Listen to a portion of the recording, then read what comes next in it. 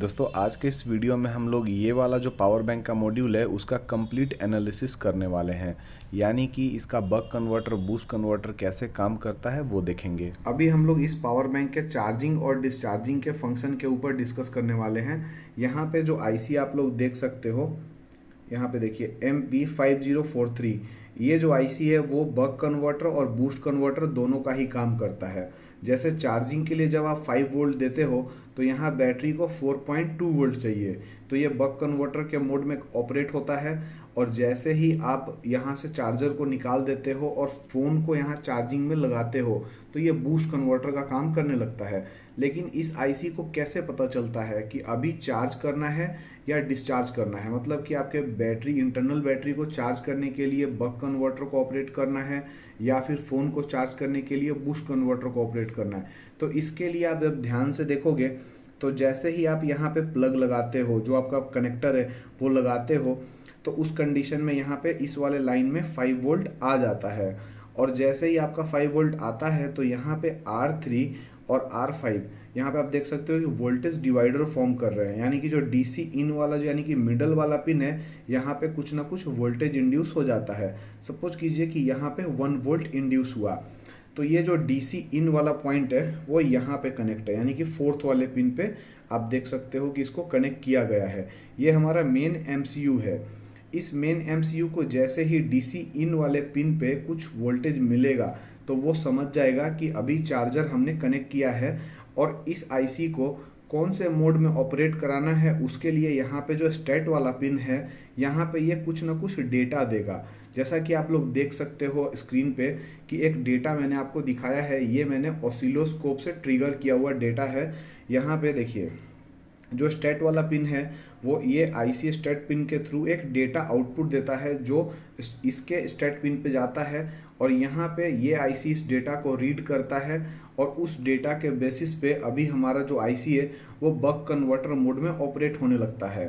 अब आप ये देखिए कि ये बक कन्वर्टर और बूस्ट कन्वर्टर मोड में कैसे ऑपरेट होता है, जबकि यहाँ पे जो इंडक्टर है वो एक ही है। तो यहाँ पे जब हम ध्यान से देखेंगे तो इसका फंक्शन कुछ इस तरीके से बनाया गया है। अभी आपको मैं समझा देता हूँ। जैसे ही हम लोग यहाँ पे 5 वोल्ट इनपुट देते हैं, यानी कि 8th वाले पिन पे 5 वोल्ट आ जाता है, आईसी बक कन्वर्टर मोड में ऑपरेट होने के लिए रेडी हो जाता है। तो यहाँ पे देखिए ये इसका V आउटपुट वाला पिन है, इसको अभी आप भूल जाइए। जैसे ही आप यहाँ पे 5 वोल्ट दोगे उस कंडीशन में ये जो LX वाला पिन है वो इस 5 वोल्ट को इस वाले LX वाले पिन पे मॉसफेट के थ्रू, इंटरनल मॉसफेट होता है उसके थ्रू ये स्विचिंग कराने लगता है। और यहाँ पे आप देखिए एक इंडक्टर है और ये एक कैपेसिटर है C10, ये दोनों रिस्पॉन्सिबल होता है बक ऑपरेशन के लिए। और यहाँ पे बैटरी वाला जो पॉइंट है वहाँ पे हमें स्टेबल 4.2 वोल्ट के आसपास का वोल्टेज हमें मिल जाता है। लेकिन जब ये आईसी बूस्ट कन्वर्टर मोड में ऑपरेट होता है तो कैसे काम करता है वो मैं समझा देता हूँ। देखिए ये जो आपका कैपेसिटर है, अभी इस कैपेसिटर को आप भूल जाइए, और यहाँ पे देखिए एक स्नबर रेसिस्टर और कैपेसिटर डाला गया है R4 और C12। जैसे ही बैटरी का जो पॉजिटिव पॉइंट है वो इस वाले इंडक्टर के थ्रू होता हुआ, यानी कि पॉजिटिव चार्ज इस इंडक्टर के थ्रू होता हुआ LX पिन पे अवेलेबल रहता है, और LX पिन इंटरनल मॉसफेट के थ्रू यहाँ पे हम लोग इसको ग्राउंड करते हैं।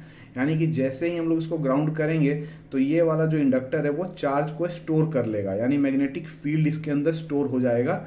और जैसे ही आप इसको दोबारा ऑफ करोगे तो उस कंडीशन में जो मैग्नेटिक फील्ड इसके अंदर स्टोर था वो इलेक्ट्रिकल फील्ड में कन्वर्ट हो जाएगा, इलेक्ट्रिकल एनर्जी में कन्वर्ट हो जाएगा, और वो हाई वोल्टेज का होगा, जो कि यहाँ से होता हुआ एक V आउट और LX पिन पे एक इंटरनल डायोड लगाया गया है, उस डायोड से होता हुआ ये आउटपुट में चला जाएगा। और यहाँ पे हमारा जो USB का जो कनेक्टर है वो यहाँ पे हमको 5.1 वोल्ट के आसपास मिल जाता है।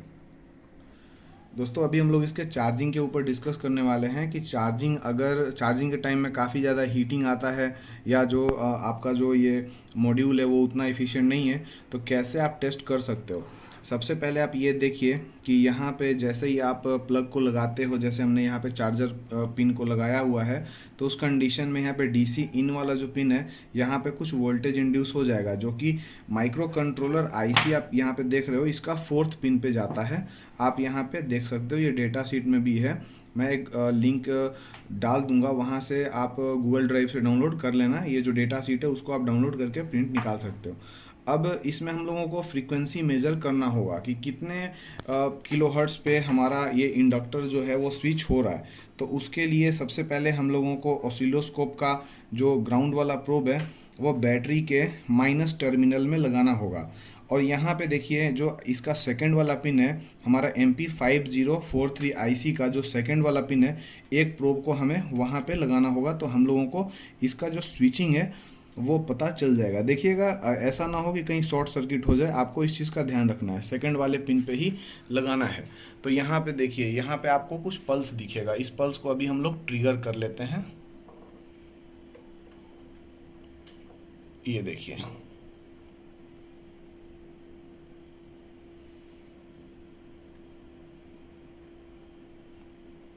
तो यहाँ पे आप देख सकते हो कि चार्जिंग के टाइम में जो स्विचिंग फ्रीक्वेंसी है वो 1 मेगाहर्ट्ज़ के आसपास है, जो कि काफ़ी ज़्यादा है। और ऐसा डेटा शीट में भी लिखा हुआ है कि स्विचिंग के टाइम, चार्जिंग के टाइम में जो स्विचिंग फ्रीक्वेंसी है वो 1 मेगाहर्ट्ज़ का रहता है। लेकिन जब हम लोग सेलफोन को चार्ज करते हैं तो उस टाइम में इसका 500 किलोहर्ट्ज़ होना चाहिए। तो आइए ये भी हम लोग चेक कर लेते हैं।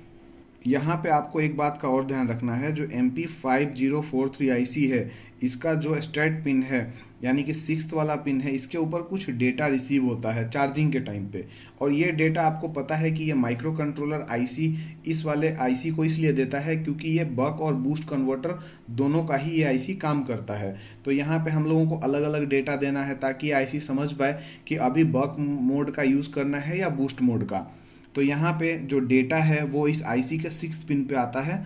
अभी हम लोग चार्जिंग का डेटा देख लेते हैं। तो आप लोग देख सकते हो कि यहाँ पे ऑसिलोस्कोप पे ये हम लोगों को एक डेटा दिख रहा है। मैं आपको स्टॉप करके दिखा देता हूँ। तो आप लोग देख सकते हो, और स्क्रीनशॉट में भी मैंने डेटा को मेंशन किया हुआ है। ये आपके चार्जिंग का डेटा है, ये आना चाहिए। ये छोटा देखिए, छोटा टाइम के लिए ये आपका ऑफ पीरियड जब आता है तो आप इसको 0 मानिए, और जो ये ऑन टाइम है ये 3 टाइम्स इसको आप लोग 1 मानिए। यानी कि 0 1 1 1, फिर 0, फिर 1 1 1, 0 0 0 1, 0 0 0 1। इस तरह से आपको डेटा को डिकोड कर लेना है। यहाँ पे हम लोगों को एक और पॉइंट को कंसीडर करना होगा कि कोई भी एक माइक्रो कंट्रोलर अगर किसी दूसरे माइक्रो कंट्रोलर के साथ कम्युनिकेट करता है या डेटा ट्रांसफ़र करता है तो यहाँ पे 2 पिन होते हैं, सीरियल डेटा का और सीरियल क्लॉक का। यहाँ पे सीरियल क्लॉक मिसिंग है, डेटा तो ट्रांसफ़र हो रहा है वो तो हम लोग देख रहे हैं, लेकिन यहाँ पे क्लॉक का कोई पिन नहीं है। लेकिन जब आप लोग सिग्नल को थोड़ा डीपली डिकोड करके देखोगे तो यहाँ पे आपको सीरियल क्लॉक का भी दिख जाएगा, यानी एक छोटा सा आपको 0 दिख रहा है, यानी एक सिंगल 0 जो है वो क्लॉक को डिनोट कर रहा है। तो माइक्रो कंट्रोलर उस क्लॉक के बेसिस पे उस डेटा को ईजिली डिकोड कर लेगा। तो दोस्तों यहाँ पे आप लोग देख सकते हो कि अभी हमारा ये जो मॉड्यूल है वो डिस्चार्ज हो रहा है, यानी फ़ोन को चार्ज कर रहा है। और हमने जो पोर्ट सेलेक्ट किया है वो 5 वोल्ट 2.1 एम्पेयर का है। तो आप लोग ये सोच रहे होंगे कि यहाँ पे अगर हम लोग ये देखिए, यहाँ पे डेटा शीट में जब हम लोग देखते हैं तो उस टाइम में हमें दिखता है कि ये दोनों के दोनों जो पोर्ट हैं वो एक दूसरे के साथ पैरेलल में ही यूज़ किया गया है। तो मैं आपको समझा दूं कि जब हम लोग इस किसी एक पोर्ट का यूज़ कर रहे हैं तो यहाँ पे आप देखिए कि एक रेसिस्टर दिया गया है R7 और R8।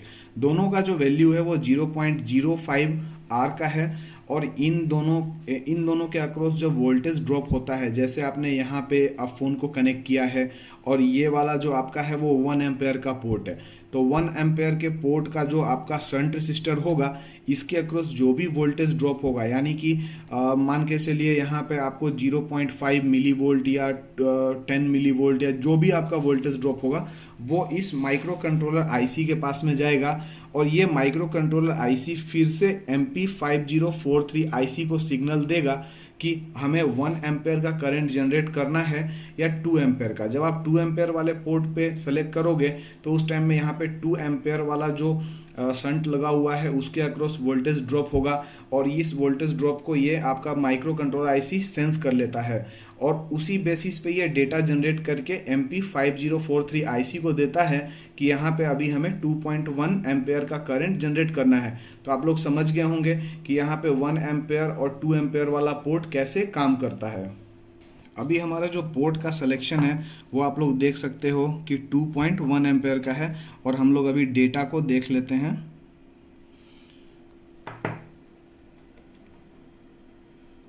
तो आप लोग देख सकते हो कि डेटा चेंज हो गया है।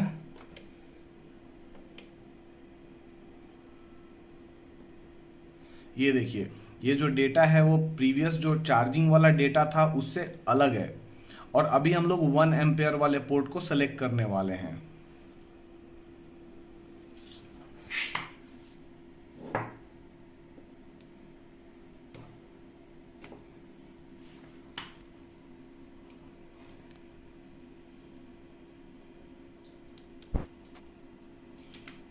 ये देखिए, ये 5 वोल्ट 1 एम्पेयर वाला जो पोर्ट है वो सेलेक्ट हो गया है। और अभी हम लोग इसका डेटा फिर से वेरीफाई कर लेते हैं और ये डेटा बिल्कुल चेंज हो गया होगा। ये देखिए, ये आपका 2 एम्पेयर वाला डेटा था, अभी हम लोग इसको स्विच करने वाले हैं 1 एम्पेयर वाले पे। ये देखिए, यहाँ पे आप जब इसको ध्यान से देखेंगे तो ये जो मिडिल सेक्शन का डेटा है, यहाँ पे देखिए 0001 फिर 000 है, उस वाले में ये आपको चेंज दिखेगा। तो दोस्तों, पावर बैंक के इस मॉड्यूल के ऊपर जो वीडियो मैंने बनाया है वो आपको कैसा लगा है कमेंट करके बताइएगा। Thank you for watching.